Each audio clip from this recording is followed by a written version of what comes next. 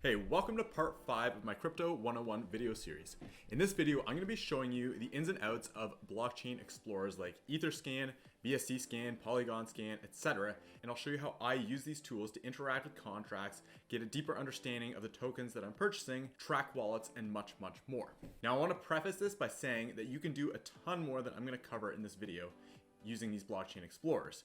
However, what I'm going to show you here is what I consistently use on a regular basis and what impacts me the most in my day-to-day crypto and NFT trading. You could go way deep down the rabbit hole of all the little things that you can do with these tools, but the purpose of this video is to cover a few of the core main things that you need to know and you will need to use if you plan to be in the cryptocurrency space for any period of time. So with that said, let's get into it. So what I've got on the screen here is Etherscan, and this is the primary Ethereum blockchain explorer that everyone on ETH uses.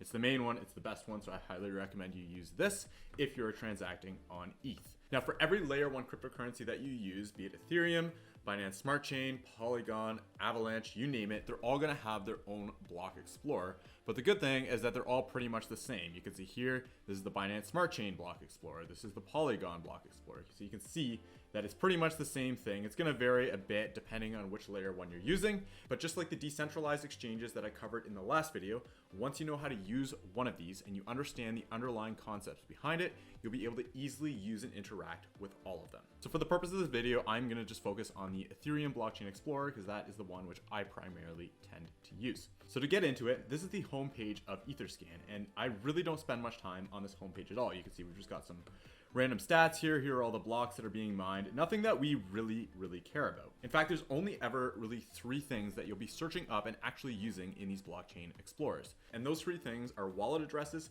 transaction hashes, and contract addresses, and I'm going to get into each one individually. So to start off, the wallet address, like we discussed before, is simply the address where all your cryptocurrency is. So for my MetaMask account here, the wallet address for this account would be this right here. So I'm going to click to copy that to my clipboard, and then I'm going to paste it in here and give her a search, and it pulls up essentially all of the balances in this wallet. So you can do this with any wallet. If there's a big influencer that you're tracking, or you're just curious what they have in their wallet, the transactions that they've made, you just got to find their wallet address, paste it in there and search it up, and it will show you everything that's in their wallet on ETH. Now, just to be clear, Etherscan only shows balances that are on ETH. If the wallet that you're tracking has balances that are on different layer 1s like Binance Smart Chain or Polygon, you're going to have to go to the respective blockchain explorer for that layer 1. So if they had tokens on Binance Smart Chain that you wanted to look at, you would have to follow this exact same process on BSCScan. Or if they had tokens on Polygon, you would have to use Polygon Scan. Again, same process, different block explorer. So once we're here, there's a couple things that you can look at. So you can see the balance of ETH in their wallet. You can see the value of all of the tokens in their wallet. And if you scroll down, you can actually get a breakdown of the different tokens that this wallet holds. And you can even see some NFTs that are in here. If I scroll down here, you can see the transaction section. So this really just breaks down all the transactions that this wallet has made in the past. And you can just keep going. You can download a full report of everything. You just keep scrolling. You can see here, this wallet has 375 transactions on it. And I can look into each one and see all the details on every transaction. So here you've got the transaction hash. What the transaction hash is it's essentially a identifier given to a certain transaction. It's like a little bin, and inside of that bin are the details of your transaction. So if I was to click on that, for example, you can see here, this is the actual transaction that went through, and this is the transaction hash associated with that transaction. So if I wanted to find and look at this specific transaction, all I would have to do is copy this transaction hash, search it in here, and it would show me the details of the transaction, what exactly went on, which you can see right here. So going back to the wallet that we were searching up here, you've got the transaction hash. It's going to show you which block this occurred on, the time that it happened, and where the tokens originated from, and where they were sent to, and then their value, the transaction fee, yada, yada, yada. There's a lot of details here. You can get way into the weeds on it. But this is just kind of all sorts of general information about your transaction. You can see they've got internal transactions. They've got ERC20 token transactions. So this is going to be any like crypto token that's built on ETH. You've got ERC721 token transactions. These are primarily going to be your NFTs. ERC1155. These are going to be more NFTs for the most part. And then there's some analytic stuff, which I never use. And then comments, which don't really do anything. So that's kind of how you can look at people's wallet addresses. You can track it, you can see what balances they have, you can see what they bought, what they sold, what they're up to, and just kind of what's going on with that specific wallet. So with that all said, let's get into the transaction hashes a little bit more. So if I go over to the ERC20 token section here, this is just going to be like crypto coins that have been traded on ERC20. I'm gonna scroll down and let's find a transaction here, and I'll break it down a little bit.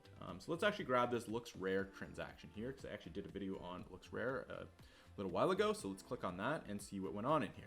So just kind of going step by step here. You can see at the top, we've got the transaction hash ID. That's essentially the identifier associated with this transaction. You can see the transaction was successful. You can see the block it was on, timestamp, yada, yada, yada, a whole bunch of stuff. The main areas you want to pay attention to here are the transaction actions. So you can actually see what went on. You can see this wallet swapped 1,200 looks for 0.91 ETH. That's the main thing that you care about. If you want to grab the contract that was actually interacted with, that is right here. And you can see the gas fees that were spent on this as well. And just an interesting thing, if you click this, you can actually see what the value was of your gas fee on the day of the transaction versus what that Ethereum is actually valued at now. Because obviously the price of Ethereum or whatever layer 1 token you're using to pay your gas fee fluctuates. So it's not always going to stay the same as the day that you paid it. So that's all you really need to know about transaction hashes or transaction pages. Again, it's just a deeper dive into an individual transaction, whereas searching up an actual wallet in here is going to give you kind of an overview of everything that wallet has done. This is a deeper dive into one specific transaction.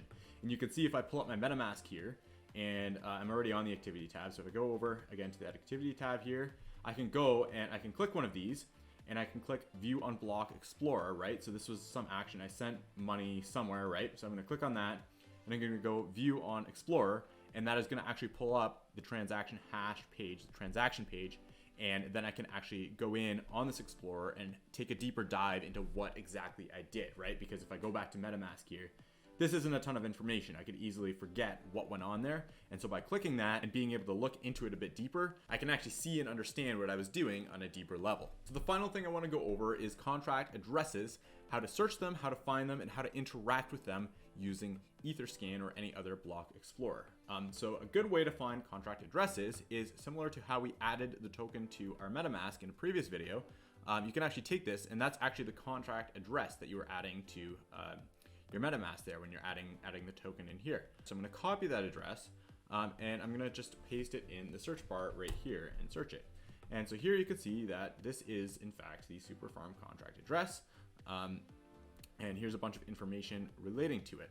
So this down here should look fairly familiar to what we were looking at when we were searching just regular wallet addresses, except that these are not just one wallet. This is everybody that's interacting with this specific contract. I don't really use these sections too much here when dealing with contracts. The main thing that I use when I'm interacting with a contract is this contract tab right here, specifically the read contract and the write contract sections here. Now the difference between reading and writing contracts is that reading contracts doesn't affect the contract. Like, you're not making a transaction, you don't have to pay any transaction fees, you're just gathering information about the contract. You're not affecting it or making any changes at all to it.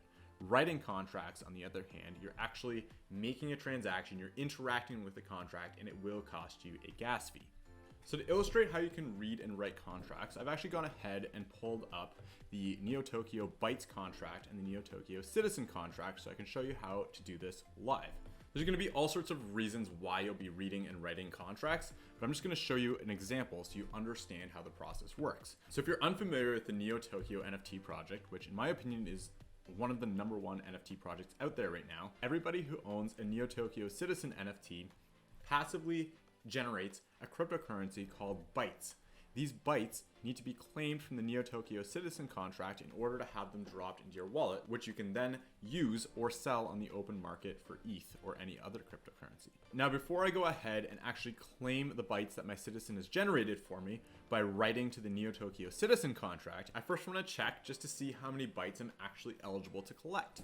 So in order to do that, and this is going to be different for every contract you interact with, but for this specific project, I'm going to have to go over to the bytes contract. I'm going to scroll over to the contract section, click read contract, and scroll down to number 7, get total claimable, and click that once it loads, paste in the wallet address of the wallet that contains my Citizen, hit query, and it will tell me that I have 15 bytes I am able to claim. Again, reading contracts do not require gas fees because there's no transactions involved. You're just reading it. You're just looking at it and getting information from it. And you can see here, there's all sorts of other things that I could do and all sorts of other queries I could make just to get all sorts of information from this contract. Again, this all depends on what exactly you're trying to do with the contract, and that's going to vary from case to case. Now, to write this contract, to actually claim these bytes, now that I know that I have 15 to claim, I'm going to go back over to the Neo Tokyo Citizen contract. And in this specific case, for this specific project, there's two different contracts involved, but often you'll be able to just swap over here on the same contract and just go to write contract. But for this specific case, I'm going to have to switch to a different contract. I'm going to scroll down contract. I'm going to go to write contract. And when you're writing to a contract, unlike when you're reading to a contract, you're going to have to connect to Web3. This just means connecting up to your MetaMask wallet so that you can make transactions and directly interact with the contract. So I'm going to click connect to Web3. Since I'm using MetaMask, I'm going to click MetaMask. I'm going to go up here and just going to have a little warning there. I'm going to hit OK. And now I'm all connected up. So now to claim my bytes, and again, this is contract specific. How you interact with each contract is going to be totally different based on what you're trying to do. But in this situation, to claim the bytes, I'm going to have to go down to function number 6, get reward. I'm going to click that. I'm going to click write, which is then going to open up a transaction on my MetaMask. I'm going to go here and I'm going to have to sign this transaction right here. So I'm going to confirm that transaction. I'm actually going to have to confirm it on my hardware wallet here. There we go. I've just signed the transaction. Now we're going to wait for that to go through. See what happens. All right, so the transaction just went through here and I can actually click on that. And like we were doing before, I can go and click view on Block Explorer. Whoops, there we go. And you can see here, here's this whole transaction, all the details, when it happened, and you can see that it has been successful. And now I can open up my wallet, and I guess I didn't actually show you the byte balance in it before, but I can see here that the byte balance is now increased by 15 bytes.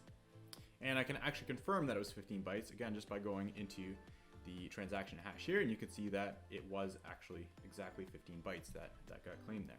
So just to give you another example of writing to a contract, and this is probably the main reason why you'd want to write to a contract, is for minting an NFT. Because often when there's a hyped NFT launch, the website will crash and it'll be much faster just to mint the NFT directly through the contract. So I've pulled up a random NFT project here, Goonies Gang. Like, I don't really know too much about this project, to be honest. But if I go over to the contract here and I go to write contract, you can see that these are all minted out now at this point. But if they weren't minted out, the way that you would actually go in here and mint them is by going to the mint function here. You would put in the price of the mint. So let's say they were minting for 0.08 ETH. I would go here and I would click 0.08 ETH, and that would be for minting one token, if I was allowed to have one. If I was allowed to have two tokens and I wanted to mint both of them, I would put 2 tokens. I want 2 NFTs. And then the price for that is going to be 0.16, and then I would hit write, and it's going to show me some ridiculous transaction fee here, because again, they're all minted out. Yeah, you can see it's like $4,000 for the transaction, because they're all minted out, and this is going to fail, and then it's still going to charge me like $4,000 or whatever. So if you ever see like a crazy transaction fee when you're trying to interact with the contract, don't do it, because that means that something's not lining up in the contract, be it the contract is paused or they're minted out or something's not there. So normally your gas fee should be like around anywhere from like $50 to $200 or something like that. If you see like thousands of dollars, just don't do it. Don't do it. But that's how you mint from the contract. Again, each contract is different. Sometimes you have to input some other numbers here, like they'll require a certain proof, like a code, to confirm that your wallet is actually whitelisted. But this is the most common way to actually mint from a contract. And you'll find the mint information and the amount that you are allowed to mint if your wallet is whitelisted or if it's in a public sale. You will find that in the Discord of the project. They'll tell you the mint prices and how many you're allowed to mint, and so you literally just fill in these values here, hit write when the contract goes live, sign it, and your NFTs will end up in your wallet once the transaction goes through. Now, one thing to note is always make sure that you are on the correct contract, and the way you do that is when you're in an NFT Discord or any Discord or anything, just always get your contract information from official links. Don't trust anything in the comments. Don't trust anything in the chat. Always from announcements or official links or the official website of the project. Anything else could be a complete scam. You could be going to a fake contract here. You could be minting a fake NFT and you'll get some garbage NFT in your wallet, or you won't get anything at all, and you'll just be sending scammers your ETH. So always do your due diligence and make sure that you are on the correct contract. So that's pretty much the main points I wanted to cover in this video. I hope it's given you a good understanding of what's all going on here. There is one more thing I just wanted to show you. Again, you can go so in depth in Etherscan, like there's all sorts of other things you can do. The other important one that I do use from time to time is if you go under more and you hit token approvals, and I don't know why this isn't loading. There we go, here it is. So connect to Web3, I'm gonna connect up my wallet here. And once I'm connected, it'll show me all of the contracts and the projects, the contracts that have access to my wallet and can spend tokens in my wallet. This is just kind of how ETH and other layer ones work. In order for you to say swap a token on Uniswap, you're gonna have to give Uniswap the permission to take those tokens out of your wallet and swap them for whatever token. And this is true for a lot of different projects, not just like DEXs. It's true for a lot of stuff when you're trying to interact with stuff on the blockchain. And most of the time this is okay. However, be aware that if a contract that you've interacted with and given these permissions to in the past is hacked or has something wrong with it where a hacker can find an exploit, if you still have these permissions enabled, that hacker can then go into your wallet and take out your token since you've given that contract permission to do that. So if you interact with a sketchy contract that you think could be compromised, this is the place that you can go and actually revoke those permissions and make sure that your funds don't get stolen in the event that the contract has something wrong with it or gets compromised. So for an example, if I wanted to go to this right here, fees.wtf, and I wanted to revoke those permissions, I would just click revoke, and I'd go down here, sign it, it's nice and cheap. Boom. And once that goes through, which it will in a few seconds, fees.wtf will no longer have the permission to spend any of the WTF that's in my wallet. So that about wraps it up for this video. And I realized that once you start using Etherscan or any of the other block explorers that are out there, that it can seem like a lot. Like when you're scrolling through and you see all these numbers and crazy things going on, you're like, what is even happening? But if you remember back to the beginning of the video and the things that I explained in this video, there's only really 3 things that you need to look out for. And there's only really 3 things that these numbers can be, and they're all clearly identified. There's wallet addresses, there's transaction hashes, and there's contract addresses.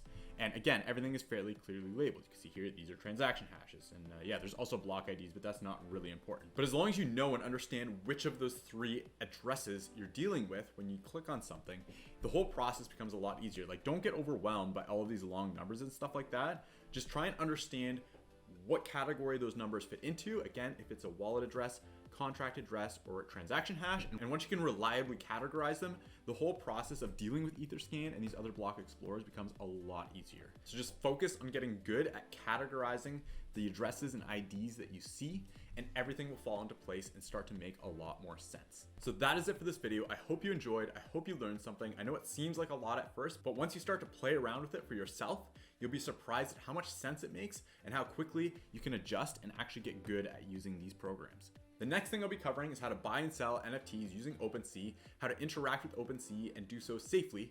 So stay tuned for that, and I will see you in the very next video.